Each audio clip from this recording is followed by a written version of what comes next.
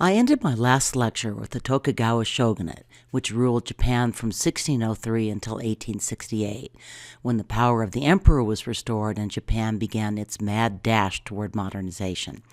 During these years, the shogunate maintained a monopoly and strict control over foreign trade. Both of our last two works were produced during this period, although The Great Wave shows how Japan's isolation was already breaking down by the 1830s.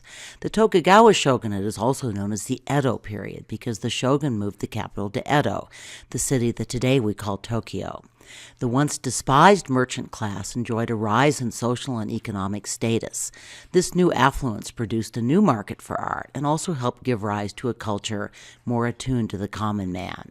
You've just seen an example of Tokugawa warrior art, the screen painting of the Battle of Sekigahara.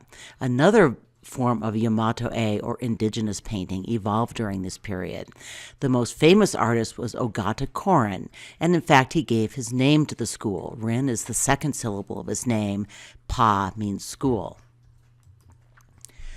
So how would you contrast the Rimpa school above with the Yamato-e work below?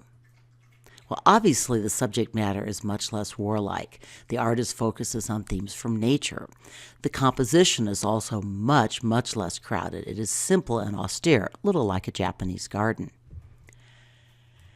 Here you see two paintings by Ogata Korin, our required work, and another folding screen of irises along a bridge. While the subject matter, again, is very different from Night Attack on Sanju Palace, these Yamato-e paintings do have some qualities in common.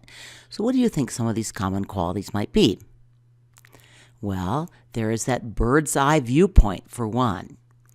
We're looking from above. The paintings also employ vibrant colors. Now, it's harder to tell with the plum blossom since, as you read, the painting has faded considerably.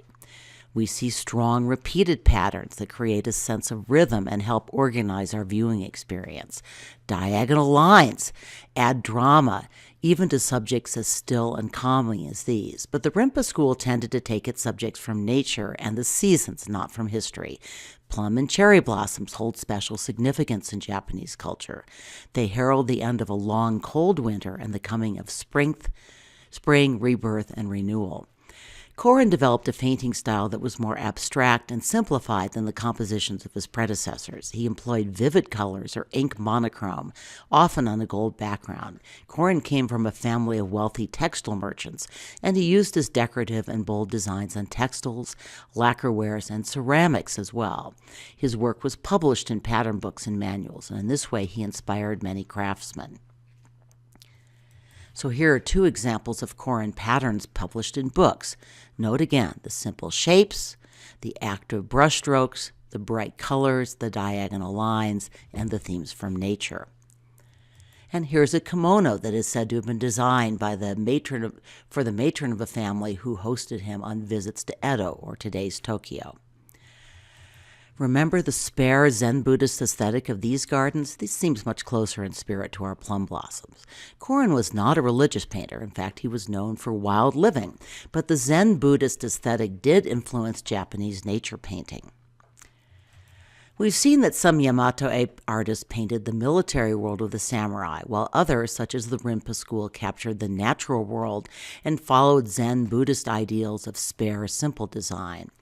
But the rising merchant class and samurai warriors who no longer had wars to fight also gathered in social clubs to mingle despite rules against breaching class barriers, to read and write poetry, and to enjoy the services of courtesans and the beautiful young female entertainers known as the geisha. These pursuits were captured in art of the so-called floating world. These woodblock prints were enormously popular and surprisingly cheap. A rising middle class could not afford elaborately painted silk screens, but they could afford reproductions made by artists who carved designs into wood blocks and then painted them with ink. This whole world of geishas, courtesans, tea houses, and theater is fascinating, and we don't have time. But the video I've listed here and put up on Moodle has a very interesting segment on this geisha and courtesan culture. I've put the times up here, and of course you can find it on Moodle. Our final work is a woodblock print whose artist was heavily influenced by these artistic renditions of the floating world, and who also produced very popular woodblock prints. This is probably the Japanese work best known in the West. It remains an iconic image used constantly in marketing, ads, and even cartoons. This one's my favorite. I have one at my Moodle. It's a Christmas decoration. But here I face a dilemma, and it's not just that we're running out of time, although of course we are. Even though Hakusai never traveled outside of Japan and probably never met anyone who wasn't Japanese, he was profoundly influenced by developments in European art, including materials such as oil paint and techniques such as linear perspective. His woodblock prints in turn would have a profound influence on late 19th century painters, especially the Impressionists. Trouble is, we're not there yet. So I'm going to return to this work at some length in the spring. For now, let's watch a very short video that describes what is happening in this scene. I'm going to close by showing you a few more woodblock prints from this series. Talk about the elements they have in common, and then, if you have time, you will watch a video segment on the making of woodblock prints.